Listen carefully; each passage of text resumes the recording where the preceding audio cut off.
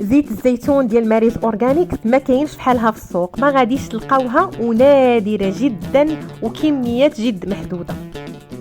الزيتون البوري اللي تيصبر على الشمس وعلى الشتاء على الثلج كيف ما كان المناخ فتيتاقلم معاه، المذاق ديالو واللون ديالو ما تيتبدلش، فهو مركز 100%. الجوده ديالو رائعه جدا ما كايناش نهائيا في السوق. زيت زيتون قويه جدا. هاد الزيتون للاسف قريب من الانقراض لانه صعب جدا في القطف ديالو. الناس اللي تيقولوا بلي ان زيت الزيتون رخصت وما بقاتش في الثمن ديالها غير خصو الثمن، فغادي نقول لكم بلي ان كاينين بزاف الانواع ديال الزيت اللي دخلات للمغرب، ومنهم الزيت ديال الفيتور اللي ولات حاليا منتشره في السوق المغربي، وكاينه حتى الزيت ديال الفرم يعني الزيتون ديال الفرم، وكاين الزيت ديال الزيتون اللي مروي.